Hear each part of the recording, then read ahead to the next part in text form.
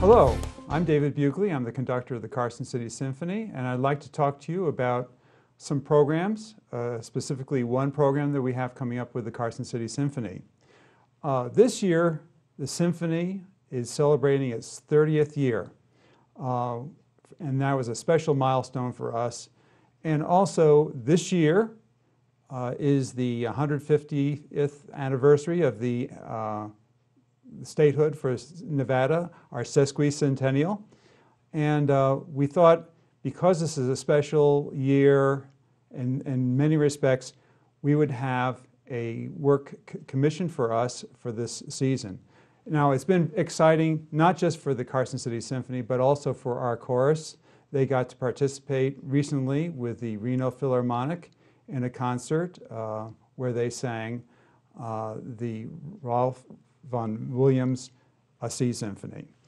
But the main topic I want to talk to you about is our concert on Sunday, April 27th at 4 o'clock at the Carson City Community Center.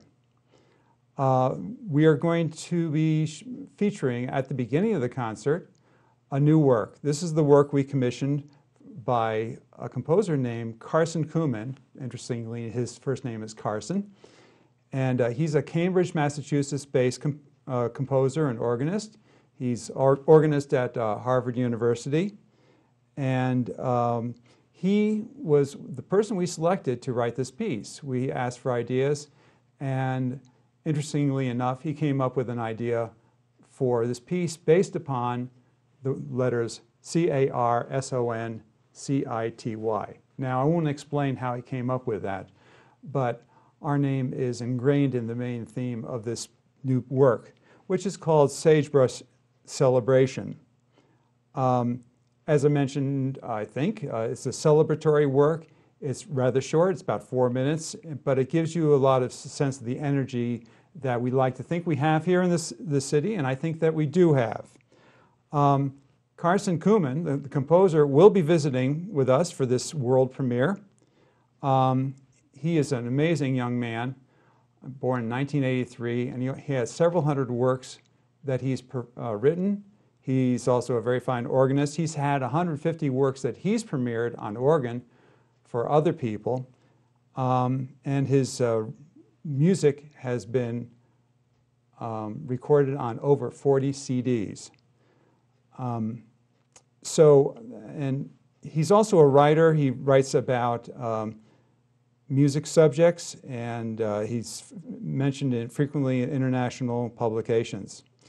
Because this is such a great work, and I think it is emblematic of the whole piece, the whole program, we're going to call the whole program Sagebrush Celebration. So with our gift to you, the Carson City Symphony's gift to you for this sesquicentennial year and for our 30th season, which we are sort of winding down on. The next piece on our program is a piece by the French composer Georges Bizet. Now, many of you are probably familiar with the fact that Bizet wrote Carmen, a very famous opera about a very nasty woman, but very charming woman. Well, he also wrote music for another piece, another work, which is more of a pastiche. It's called L'Arlésienne, the person from L'Arlèse. And this is a piece, this is a work that has 4 movements.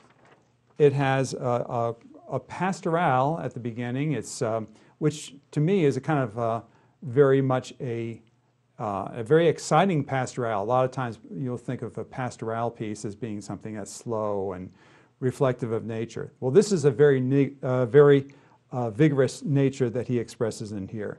He's got a beautiful intermezzo for the next movement that basically features flute and harp. And then there's a menuetto, and then there's a farandole, and it's, I think I've mentioned before that some composers regard it as okay to borrow or steal good ideas from elsewhere. Well, he's borrowed a theme which is called, in some places, the Three Kings, sort of a Christmas theme, but he's using this in his piece for this farandole. and he's produced very colorfully. The next piece on the program, I have to admit, I wrote. It's a piece that I was asked to write for the Ruby Mountain Symphony, and the Ruby Mountain Symphony is in Elko, Nevada, and they were celebrating their 25th anniversary.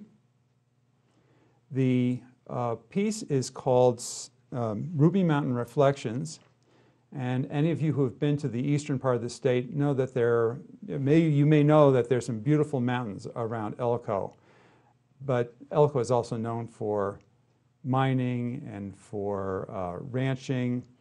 And for this piece that I wrote in 2012, I've incorporated various themes. For example, the first theme that you hear, which will be accompanied by a single drum, it's played in the flute, and it's a Western Shoshone melody that I discovered.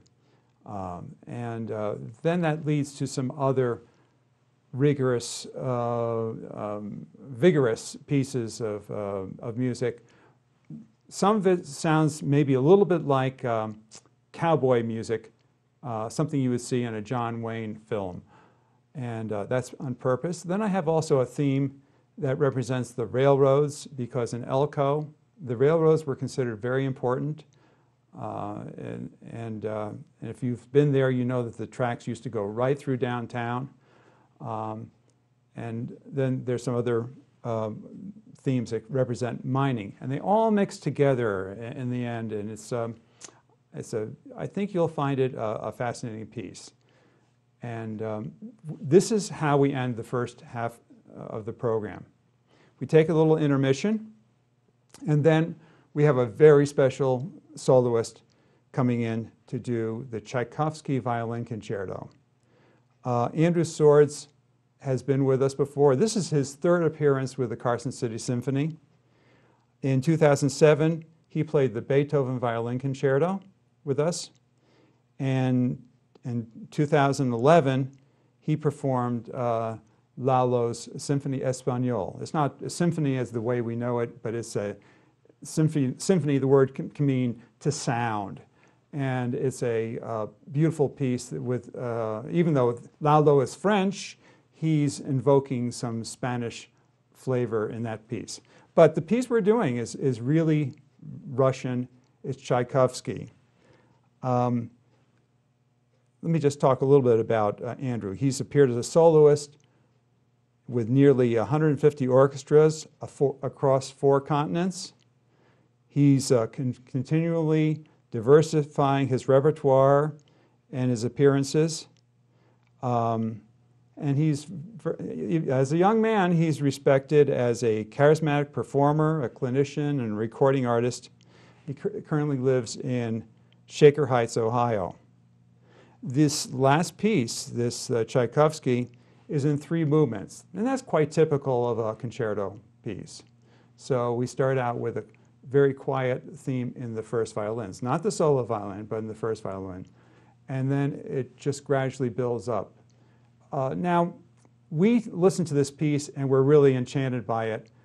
Not everybody was happy with this piece when it first came out.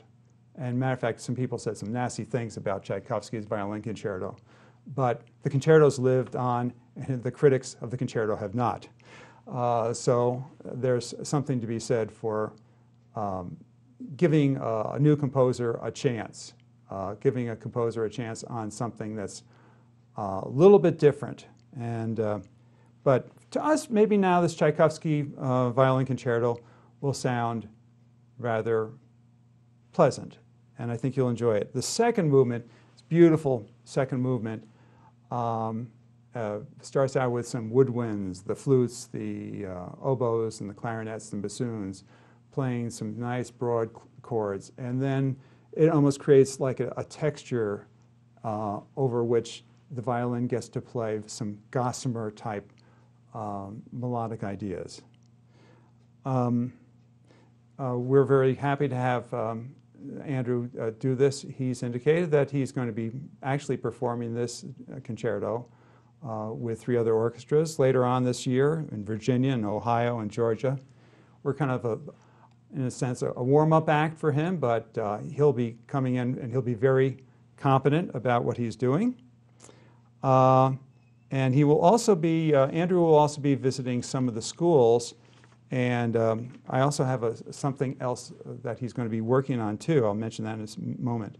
The concert begins at 4, but we actually start out with some lobby entertainment by a group called Acoustic Solution at 3 o'clock. So if you're coming in to get your tickets, you can do that. At 3:15, there'll be a short preview, about 20 minutes.